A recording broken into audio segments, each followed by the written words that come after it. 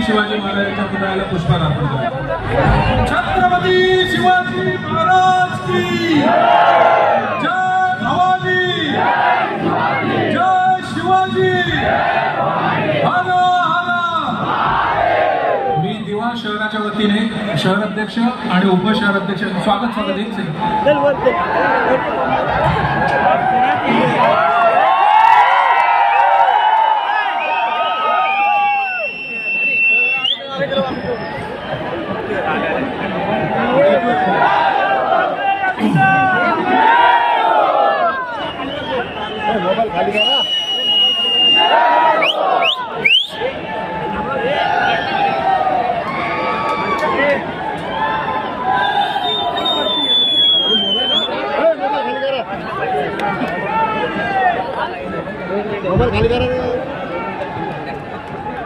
जमलेल्या माझ्या सर्व हिंदू बांधवांना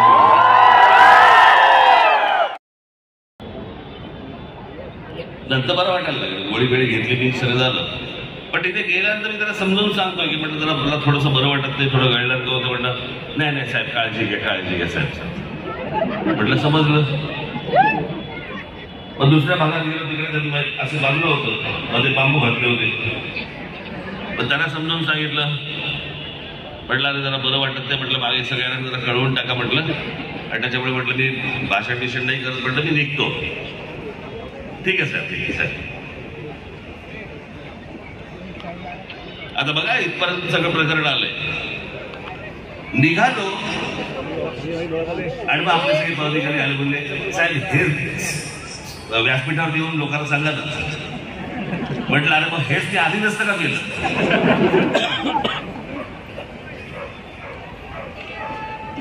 पण मग गोळी बिळी घेतली सगळं, आता ठीक आहे, आता काय प्रॉब्लेम नाही।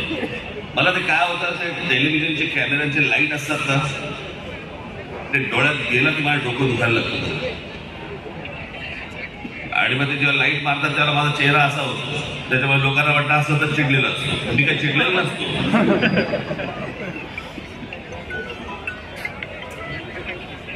आज सकाळी आपल्या पक्षाचा जाहीरनामा जाहीर केला, लोकांसमोर आणला।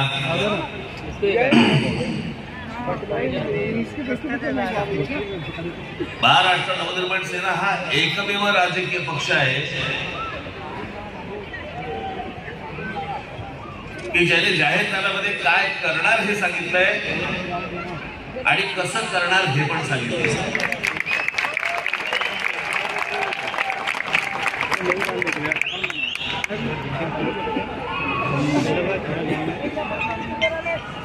दिव्याचे अनेक प्रश्न आहेत।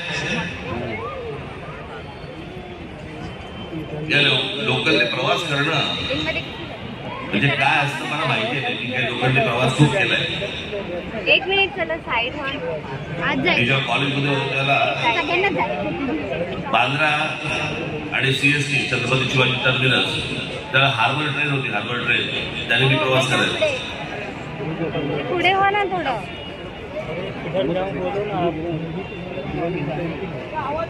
आणि मग ती अशी भरत जायची, लोक कसे आत यायचे, कसे बाहेर जायचे। थोडं साईड दो ना। आणि आज दिव्याला देखील सकाळी कसे चढतात आणि कसे उतरतात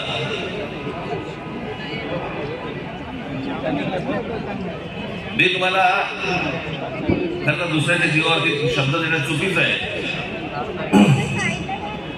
पण प्रयत्नांची पूर्ण पराकाष्ठा करीन की दिवा ते छत्रपती शिवाजी टर्मिनस आपण एक लोकल सुरू करू।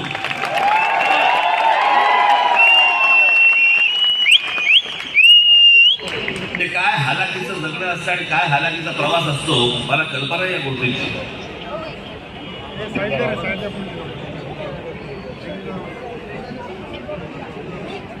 महाराष्ट्र नवनिर्माण सेना आम्ही सगळेजण महाराष्ट्र राज्याच्या विकासाबद्दल बोलतोय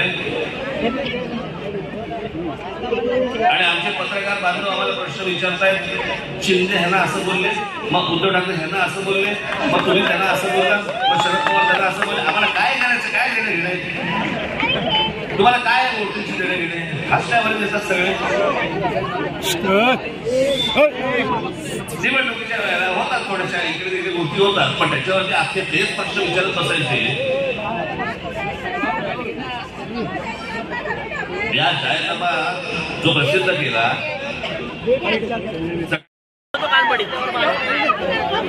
तुला काय समजत नाही का?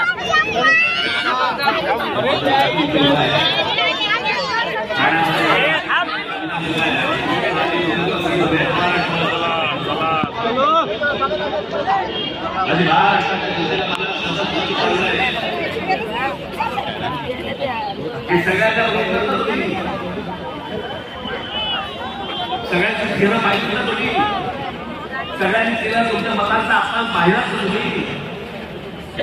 बाजूला सेना तुमच्यासमोर एक पर्याय उभा आहे.